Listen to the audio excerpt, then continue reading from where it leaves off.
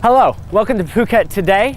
On this week's show, we'll be taking a trip to Coconut Island to visit expat property expert Red Graham. We'll also be taking some time to look at fast cars and beautiful butterflies.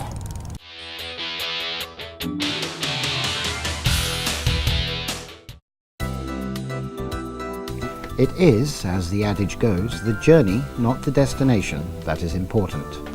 And most expats, if they are being honest, will tell you that their journey is hardly ever about the destination.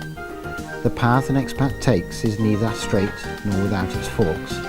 Decisions made and choices taken along the way lead to new and very different adventures. Happiness and heartache, unexpected triumphs and unforeseen tribulations. For Wayne Red Graham, one of Phuket's go-to guides when it comes to property, his expat journey is now in its 23rd year. Half of those years spent right here in Phuket. For the former Manitoba bush pilot and ice road trucker, his journey began, as every journey does, with the first step. Well, I was traveling through as a backpacker originally, and came through and spent 2 or 3 months here and on my round-the-world 2-year trip. And that's what brought me here first of all. And then I traveled around the world, went back home to Canada, spent about a year there, and then decided that I wasn't going to stay in Canada, that I wanted to come back to Thailand because it was the best place I'd been to on my round-the-world tour. So that's what brought me back in 1989. I started out in Australia, and then came up to Indonesia, Malaysia, Thailand, did Burma, Bangladesh, India, Nepal, went to Europe, and then that's when I went home to Canada and thought I'd done my world travels. I'd go home and get a job, go back to the farm, but it wasn't to be. I decided that Asia was what I wanted to come back to, and specifically Thailand. So I decided after going back to Canada that I wanted to come back to Thailand, and I bought a one-way ticket and decided that I'd come here. Because when I was here previously, I realized that there should be an opportunity here for a young guy like myself, single. I wanted to come back, whether teach English or get a job on a boat. I'd have quite a bit of yachting experience on my travels, or some. And so I come back, and that's what I did. I come straight to Thailand, went straight to Ocean Marina back in '89, and that's when I started working here. And that led to many things. I was in the boating industry for 3 years, and I came down to Phuket here, did the King's Cup Regatta, and at that time, that's when I had a job offer to go to Hong Kong, to be a yacht broker. Hong Kong, again, was still a nice place to live, but it wasn't for me. I still craved to be in Thailand. An opportunity arose for Red to return to Thailand, and for a few years he enjoyed the flush of Thailand's dynamic tiger economy. Then, like a house of cards, the tigers tumbled, and international trade with Thailand took its biggest hit in living memory. Come along, the collapse happened, and my business stopped. While other expats licked their wounds and limped back to their home countries, Red soldiered on, unwilling to leave the country he had fallen in love with. Spent a couple years in Bangkok, struggling through my times, and almost ready to go home to Canada. And but then I was offered a position to come back to Phuket as a real estate agent. Well, it was a lot different, of course. No traffic lights, not much development, not many real estate agents. When I started with Andrew Park, there was only 10 or 12 of us, reasonable-sized real estate agents. And, a lot of development going on, but not as much as it is now. We could really keep a handle on the development back then. From the West Coast was booming, the East Coast was just starting to open up. And we all were concentrating on the West Coast, selling villas in Surin and everywhere from Kathmandu to Surin Bay. And the East Coast was starting to come online, but it was more for development, land for sale for development. So we were selling high-end villas on the West Coast and selling land for development on the East Coast. Well, it was quiet. There was no development out here at all. I remember driving up the road into Cape Yamu when there was nothing there, just rubber trees. Walking down the peninsula, walking back, and imagine thinking, wow, someday this will likely be developed.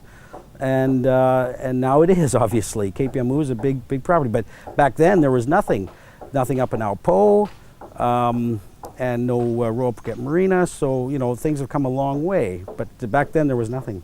That's when I seen the opportunity to set up my own company, East West Properties, in 2003-04, and that's when I concentrated on selling built properties on the West Coast and selling land on the East Coast for development. Land was cheaper, much more land for sale, beautiful views. When we have the island, all the attractions of Phang Nga Bay and all the outer islands. The marinas are all on the East Coast. Boating's a big thing to me and to, I think, a lot of people. So everything, and the calm seas on this side too, on the East Coast. So that's what attracted me to it. Having sold everything from million-dollar villas to multi-million-dollar developments, it may surprise some that Red's latest passion is for a modest resort property, just a short hop from Phuket on Koh Ma Prao, Coconut Island. It features bijou grass-roofed cottages for just a few million baht each. We had the opportunity to come out and develop on Koh Ma Prao Island, and here we are with a beautiful little resort on the ocean, away from the hustle and bustle, but very convenient to Phuket town. A 5-minute boat ride, you're in your car. 10 minutes more, you're at Super Cheap or in Phuket town or at Central. And the kind of people we have out here investing in the project, it's a great group of people out here, very special group. Everything, we have Canadians, we have Americans, we have Australians, we have German, Thais, and great niche group. Some are expats living in Bangkok, some are here in Phuket, some are from Hua Hin. We've got a few people from Australia that bought their holiday homes here, one from South Africa. A real good group of folks, and we're going to have a lot of fun out here. Some people will be living here permanently, some will be using it as their holiday home, and when they're not using it, they'll be putting it into the rental pool and generate some income. But it's someplace we can come on the weekends and really enjoy, and it's affordable. So, but we have a really good mix of people here. We've gone ups and downs with the European economy and the way the world is right now.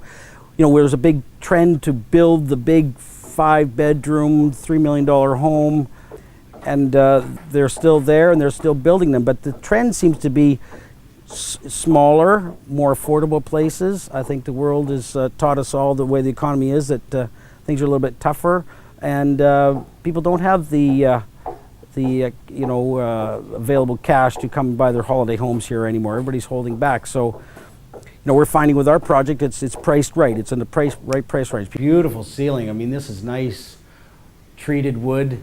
They've made a nice color of it, and this is our attempt at a natural home. It's like a log cabin almost from North America, and our attempt to use nature's best. So things have slowed down a bit, but I'm sure that Phuket will always be an attraction for expats to come here, either as a holiday home or to live here, to retire here, because it is less expensive than living in Europe or Canada or the States. I even come here myself 20 years ago thinking, wow, come to Asia, beaches, sun and fun, islands, living the dream, thatched roof bungalow on the beach somewhere. I mean, it never happened for me and back then. And throughout my years of real estate, I could see people coming here looking for that dream, and they did buy it. I mean, they have got it. But lucky enough, I've had the opportunity a couple of years ago to join a project out in Koh Ma Prao, where we are now, and realize my dream. I could invest in a little property in a resort on the beach, thatched roof bungalow, small, not too big, manageable, and be on the beach in a great setting. And so, for Red Graham, the journey continues.